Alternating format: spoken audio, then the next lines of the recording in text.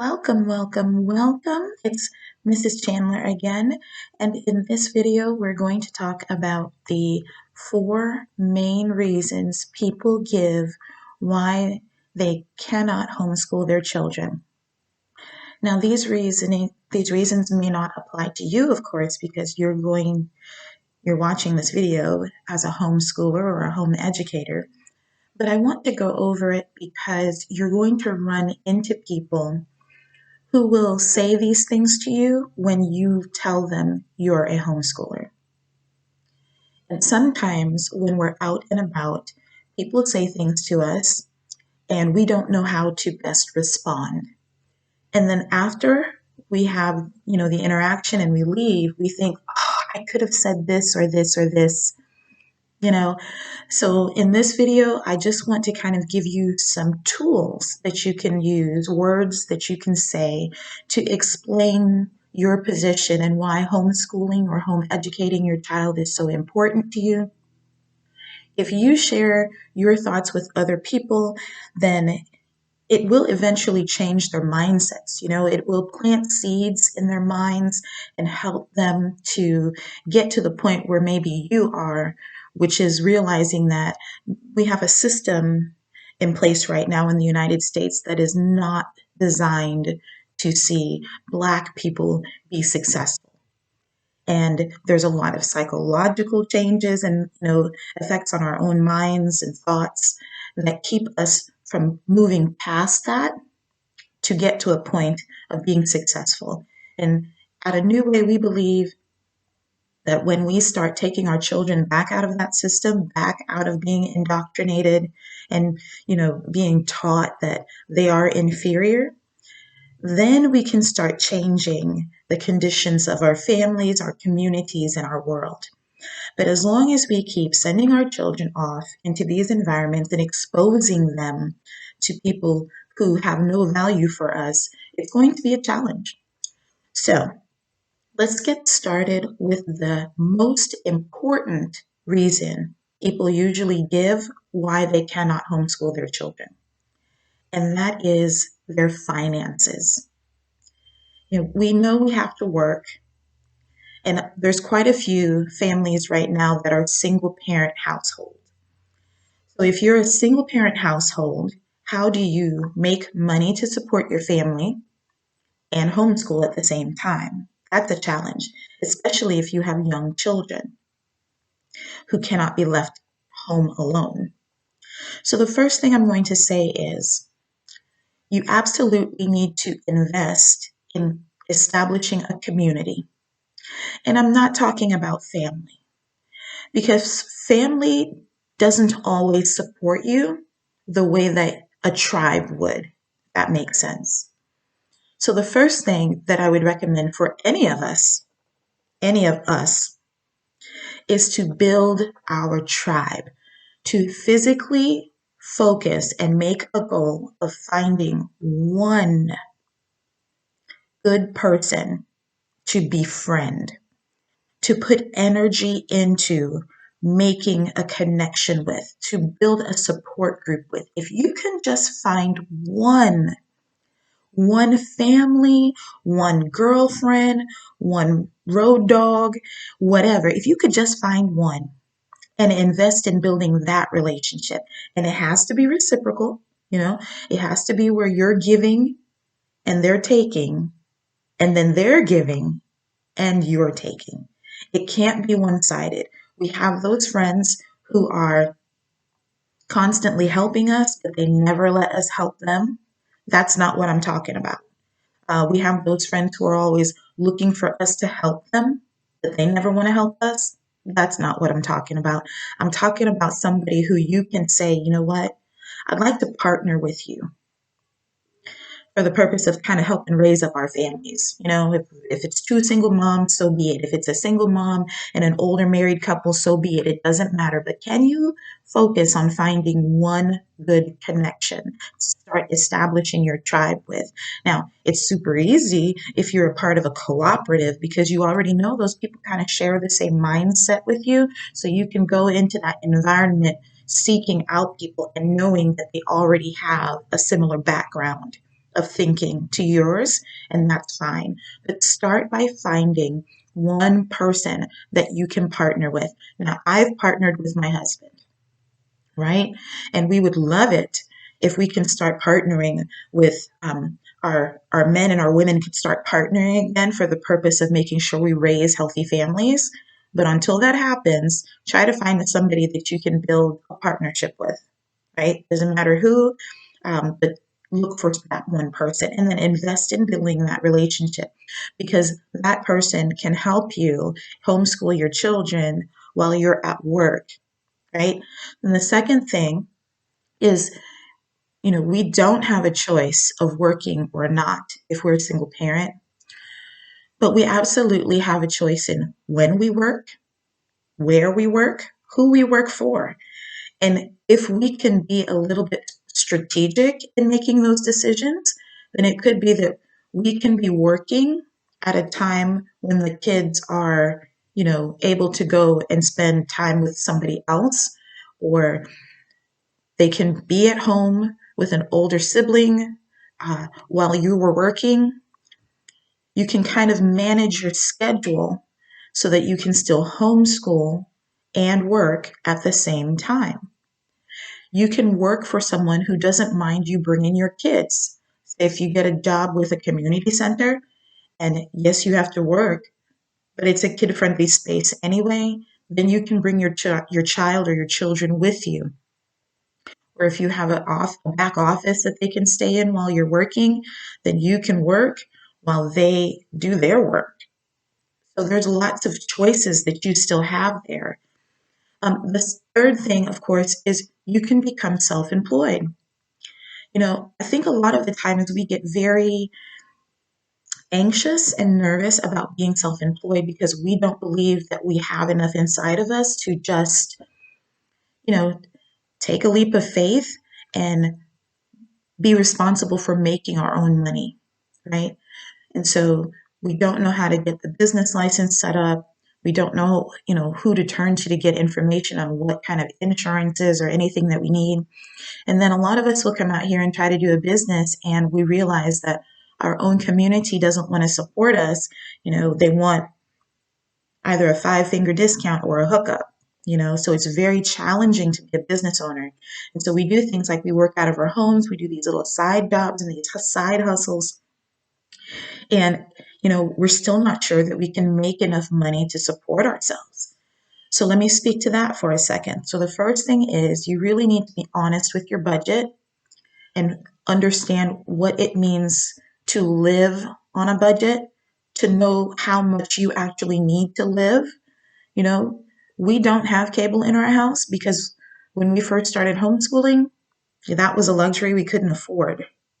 And when we took it out of our house, we realized that that television really did a lot to program our children when we were not paying attention. So even though we could afford cable right now, I still don't have it. Do you need the newest, fanciest phone, or can you go and get a $25 plan from Cricket? Um, do you have to have this, $300, $400 a month car payment, or can you drive around, in a car from the auction, or take the bus for a minute, until you get to the point where you can afford something that you own? How do you manage your finances? Because, I think one of the old ladies used to tell me, she's like, you never have enough money if you always live above your means, right? So understanding what you need is a really good place to start, and what you have to have, is a really good place to start in deciding, how much money you actually need to make. Many of us are struggling just making the payments on, the rent on a place, right? But if you can go back to finding that one person you can partner with, and you're saying, hey, you have kids, I have kids, can we room? Let's go and get a place where we can room together, and rent out a house instead of an apartment, where we could be a little more free and come together in community. That collective coming together is what is going to help take us out of these situations. And we're not going to start with trying to change the world. We're just going to start with our own families. We're going to try to build small and watch it grow. Sure, a tsunami would be wonderful, a big, bold movement of change, but we can still reach the shore if we just drop one little pebble in the pond, right? So if we're looking at our financial situations with open eyes, then we can start being honest about what it is we really need and what, can we really afford to homeschool. Now, I'd like to put this thought out there and say we really can't afford not to homeschool, right? Because the amount of freedom that we have in homeschool is something that you will never, ever get sending your child off to a public school system every day. Even when they come back home and you're exhausted, you're still going to have to educate them because you're going to have to undo all the foolishness they learned that day. So when we're starting to think about, okay, can we afford this? I want you to start thinking we can't afford not to. Now, how do we make it happen?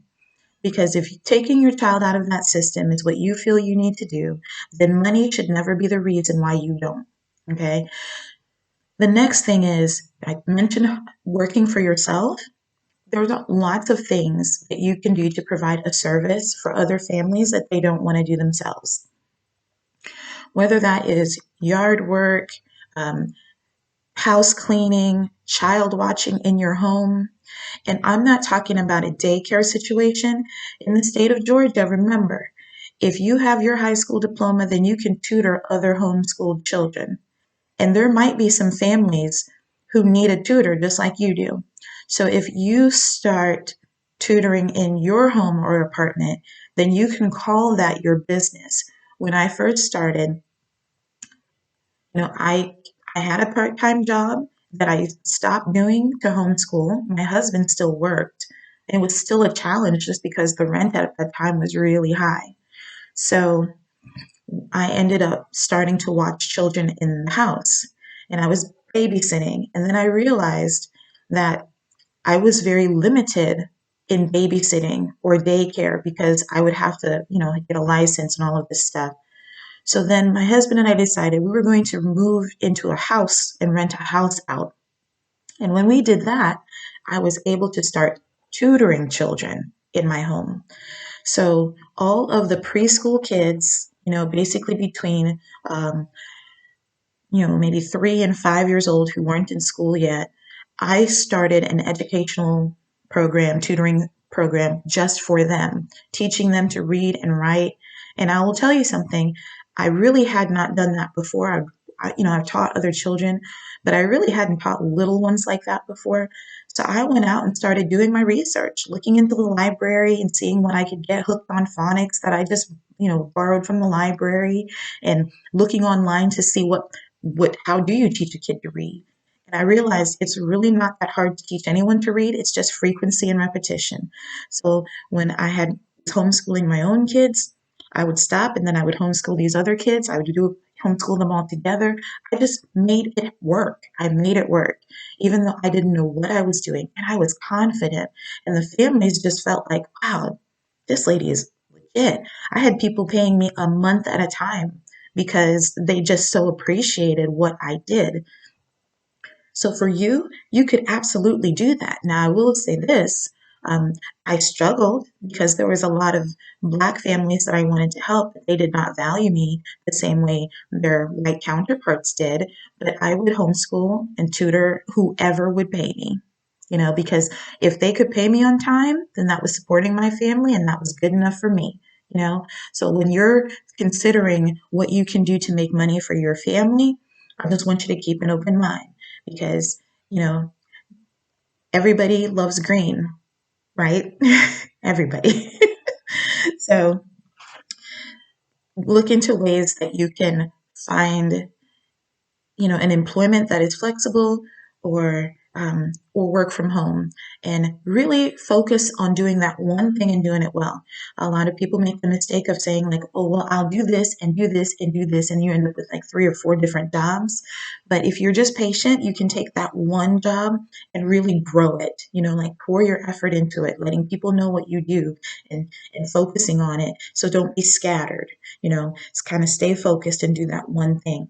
And if you're doing that, then you're going to be able to meet the financial requirements that you need to homeschool your children. Now, I'll say a word about couples, right? If you're married and you're homeschooling, then it's really easy for one person to take responsibility for all of the homeschooling and the other one to take responsibility for all of the finances.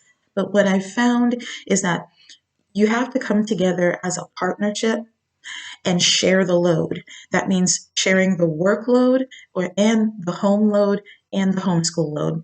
Because if any one person is doing all of one thing, it's going to feel like an undue burden, right? So be sure that if you're married, you have a partner, that you're sharing the load of financial burden. That means even if, my husband is the one working, I'm still the one who's helping him manage the finances. I understand what our financial situation is. I know how much money we can spend, and I'm not out here working against him. Okay. I'm working with him to make sure that our cash flow is right and our bills get paid so he doesn't have to worry about all of that himself. And likewise, he goes and teaches the kids in homeschool so that I'm not always the one having to do it. You'll reach burnout really quickly if you don't balance those things, right?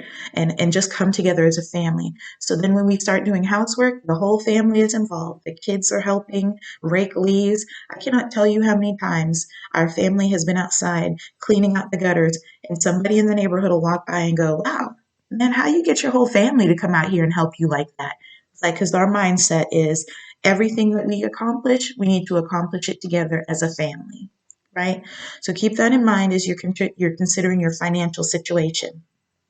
And if somebody comes up to you and says something about your money, like, how are you guys going to afford, to homeschool? Don't you need to work? You need to make sure that you let them know we can't afford not to homeschool. Our kids are out here paying an enormous cost to be in the system. We can't afford not to. And that's your response to people who say that, your family members who are so worried. And I'll tell you, when we first started telling people we wanted to homeschool, it's amazing how many family members immediately were concerned about our finances. I'm like, y'all weren't concerned before. It's not like y'all were putting $20 in the collection plate to help us pay this light bill. You know, what's the concern right now? And you have to know where that concern is coming from. I mean, yes, they love you, but really, it's that knee-jerk reaction like, oh, they're leaving the system. They're going to, it's just fear. They're just afraid for you. And you have to be the one who's confident enough to know that those statements are coming from a place of either fear or ignorance, right? They're coming because they want to plant seeds of doubt in your mind that you're doing the right thing. And you're going to have to get to the point where you ignore it. Let it roll off your back like water off a duck. It doesn't need to be something that you even think about. At all times, you should have the feeling like, you know what? I'm smart. I'm capable. I'll figure this out. I can make money. I mean, shoot. No matter how poor we were, I never even considered standing on a corner with a sign. But I hear that that makes a lot of money. So I probably should have just done that. But finances are never something that you need to keep you from homeschooling your kids if that's what you think is best for them. You're just going to have to get creative in how you handle your financial situation, right? But we are made in the image of the Most High Creator. So that means we can create. Shoot, I created a whole human being. I'm pretty sure I can figure out how to make money. All right, moving on. So the next thing that a lot of people will worry about when they're considering homeschool is qualifications. I can't teach my kids. I don't even know what to do. Well, if you've ever tried to make a recipe and didn't know what to do, you would just look up information, and go purchase the ingredients and then make it. Follow the instructions. There are so many instructions out here in the internet world, out here online, that it doesn't mean that you have to have a person right next to you. You can just go and research it. That's what Google and YouTube is for. You can find anything you need to know. So really, what's the issue here? The issue is you've been programmed to believe that you are not enough for your children, that the school system is doing you a favor by taking them, and that there's no way that you can raise up your kids without ruining them. But look around, guys. We've got a lot of ruined kids out here. So we've got to figure out what it is we need to do to change that mindset. To start saying, you know what? I don't know what I don't know how to do that yet, but I'll learn. I can handle that. If the state of Georgia says that all you need is a high school diploma, and right now you are supporting yourself and your children and your family, I'm pretty sure that you can figure out how to train them up. Even if you train them up to have exactly what you have today, they'll be okay. You know, we have way more resources available to us than our ancestors did. And now we say crazy things like, yeah, I only want two kids because, I can't afford anymore. I'm like, my parents had like eight. I had to count all my dad's children and then my mom and dad's kids. I had to count them for a minute, so sorry. But there was eight of us, you know. My mom and dad had six living in the house. We used to put a mattress down on the floor and all the girls, all, five of us would sleep on a mattress. Yeah, we were dirt poor. When we first came to this country, we had nothing, but we had love, and that was enough. So what, all of a sudden now love is not enough? Just supporting each other is not enough? When did that change? You got to think about what it is people are putting into your mind, where these thoughts are coming from, where these ideas are coming from. You're seeing people running around, like making it rain, and all you can do is make it drizzle. I get it. But it won't be like that forever, especially if you are focused on building a legacy starting with your own family. So for you, understand that it doesn't matter what qualifications you have or don't have, you are fine. Think about the people in the school board. What government agency sanctioned them to be the know it all, right? And if they know it all, then why aren't they producing children who are just amazing? Why are we still out here struggling with the kids and not knowing anything? You know, do you have to have a degree from someplace to make you qualified? Or can it be life experience that qualifies you? Who needs to put a check mark next to your name to make you feel like you are good enough? We got to change that mindset, you know what I mean? So for who, whatever qualifications you have or don't have, know that you're enough. If you've never set foot on a college campus, you're enough.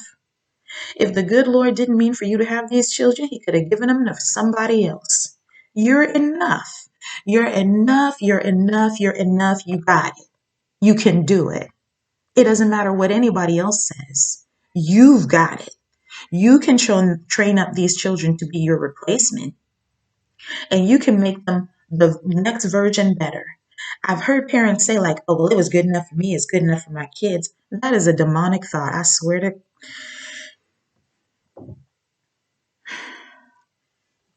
but that's the thinking, right? That's the thinking. Of course, I want my children to have better than me so they can take care of me when I'm old.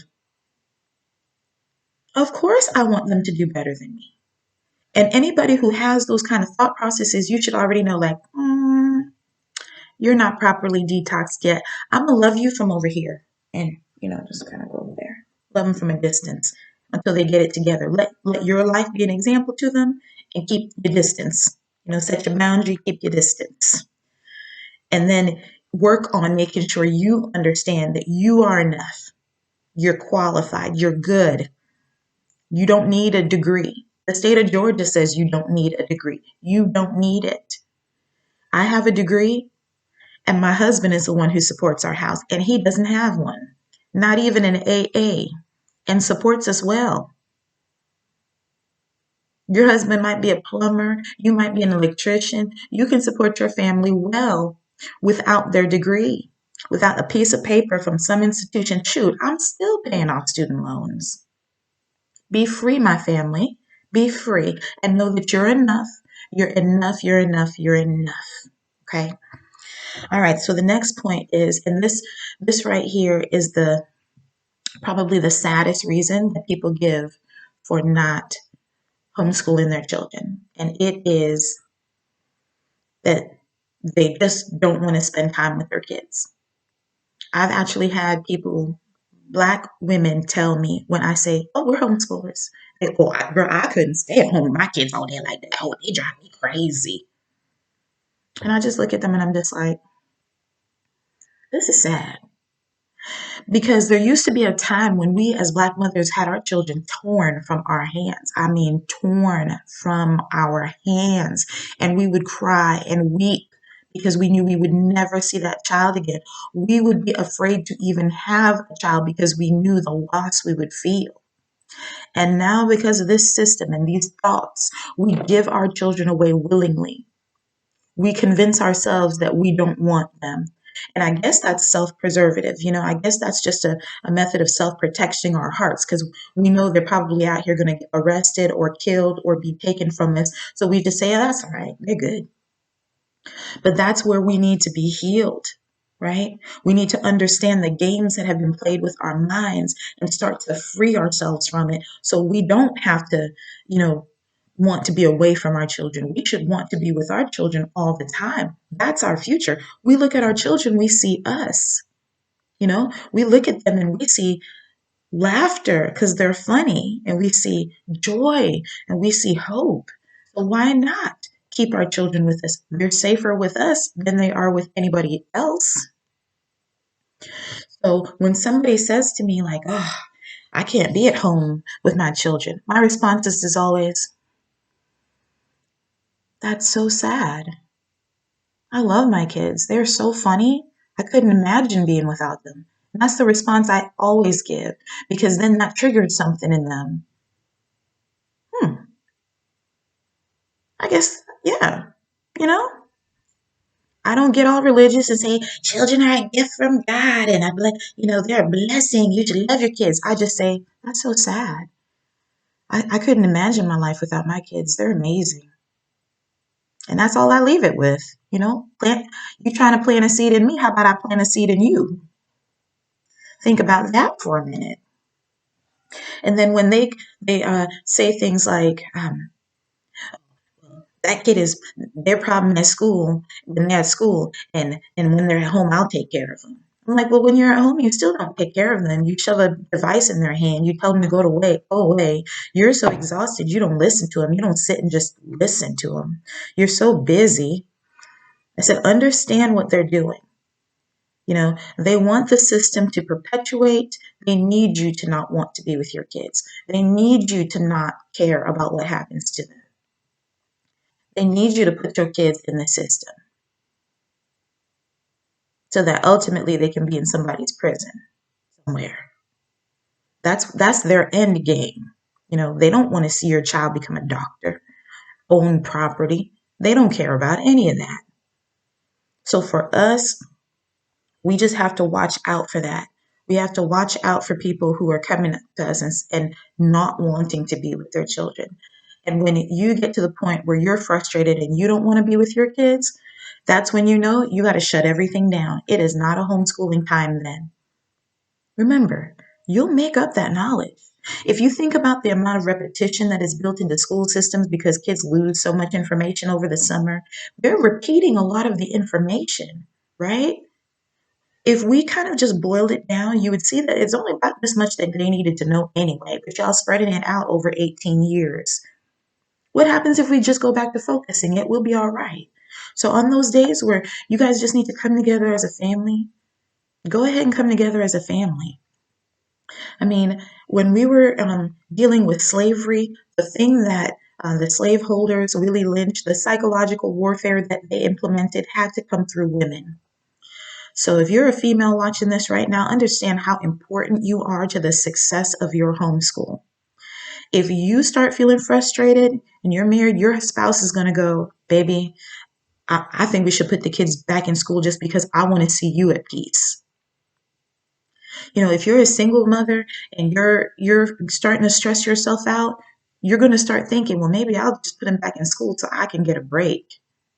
See, that's the default mindset that's wanting to come back up.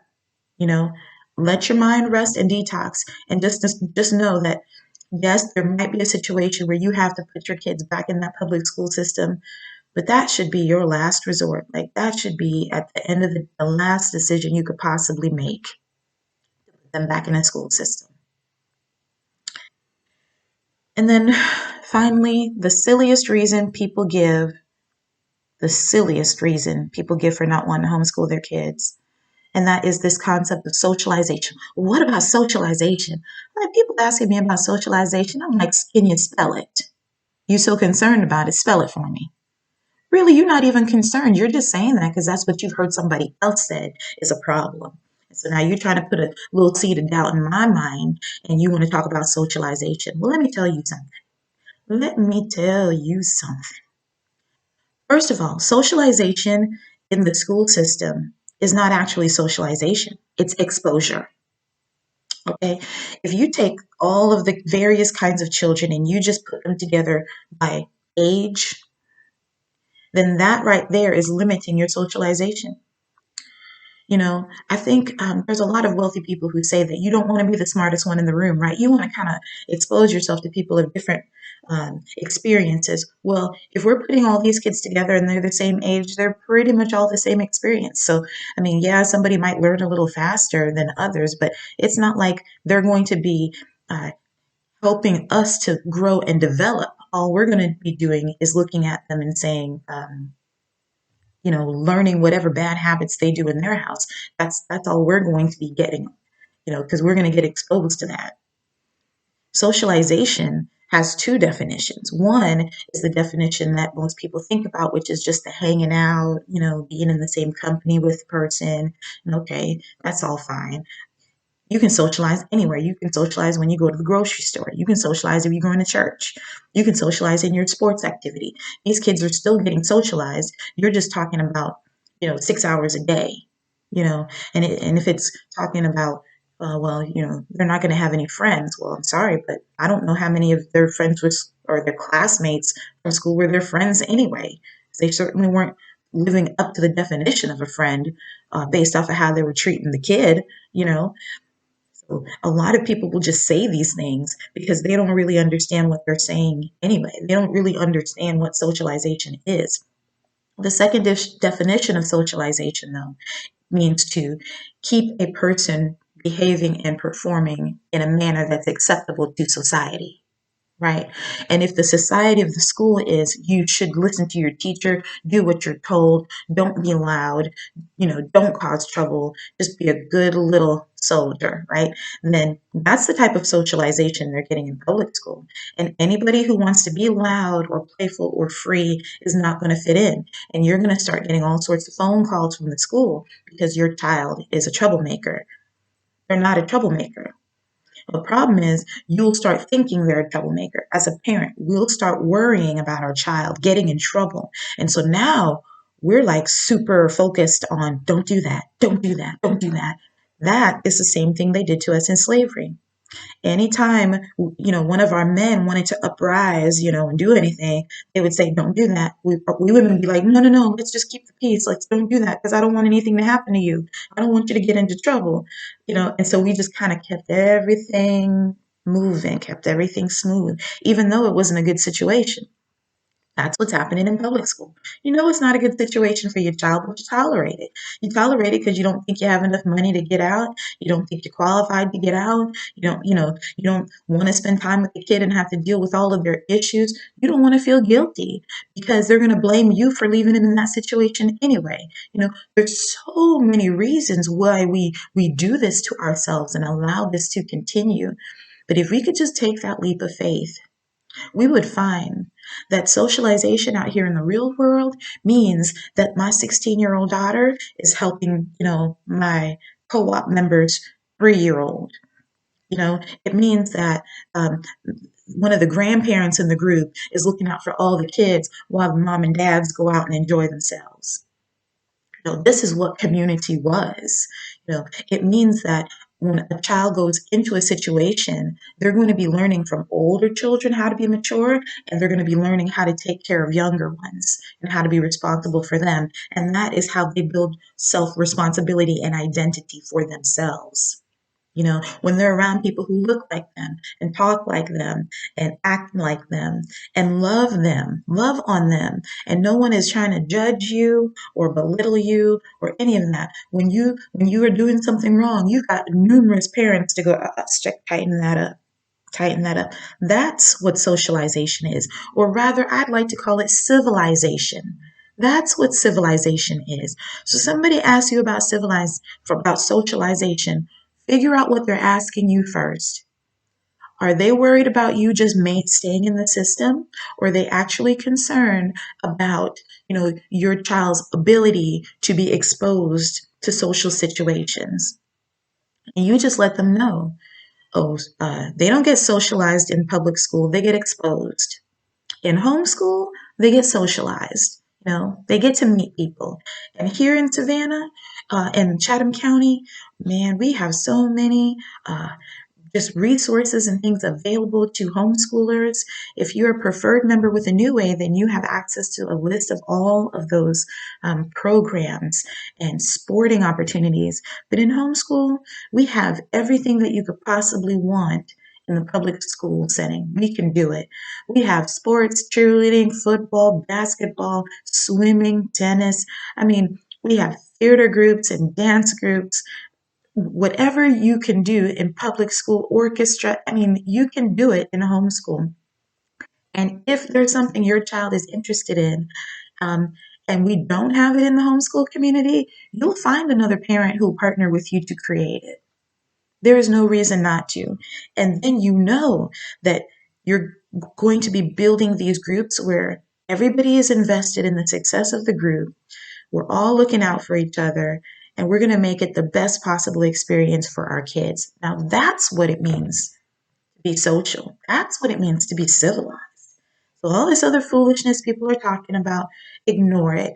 You have to develop such a thick skin when you're a homeschooler. You cannot just take everything a person says at face value, because a lot of the times these people are speaking from a place of such hurt and such trauma that all they can do is repeat it and relive it.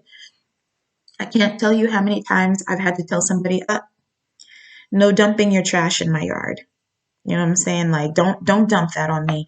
I have things that I'm trying to build over here, and as soon as that person puts that thought in my mind, I'm gonna be thinking about it. I can't help myself. I have a heart for people, which is why I'm so grateful for my husband, because he will in a minute say, we're not doing that. He's very protective, and you need somebody who will do that for you, whether it's your spouse or a girlfriend or, a road dog, whoever it is. You need somebody who's going to help look out for you and make sure that you and your family is successful, who's concerned about your whole family. I'm so grateful for the women in my family who can come and tell me, like, Miss Lisa, now you know you're out of line. And they'll say it with a smile on their face. I'm just like, she's right. I'm out of line. That's what we need as a community, right? We need to be able to be open to the correction and know that correcting somebody means we love them. It doesn't mean we hate them. That's what we've been programmed to think, but that's not what it means at all. So whether it's your finances, um, your your feelings of insecurity, your concerns about uh, being, just being with the kids all day long, and uh, and what are they going to do for fun? What are they going to do to socialize? It's like I tell people, I was like, I wish my children were less socialized. I feel like I'm busier now than I've ever been as far as them participating in things and us doing things. So probably need to just go ahead and get back in balance and say, yeah, we're not doing some of those things right now. But for you, understand that whatever it is that somebody questions you about, question them back. Why do you think homeschooling isn't good? I don't have to explain anything to you. Why do you think it's not good? Why is it not good for you? And then figure out where they're coming from and speak to that. Because then you don't have to be worried about convincing somebody that you're making the right decisions. You already know it's the right decision. You already know what's best, So just believe in yourself and do what you know to do, and you will be fine. May your homeschool journey be filled with knowledge, understanding, and wisdom. I'll see you next time.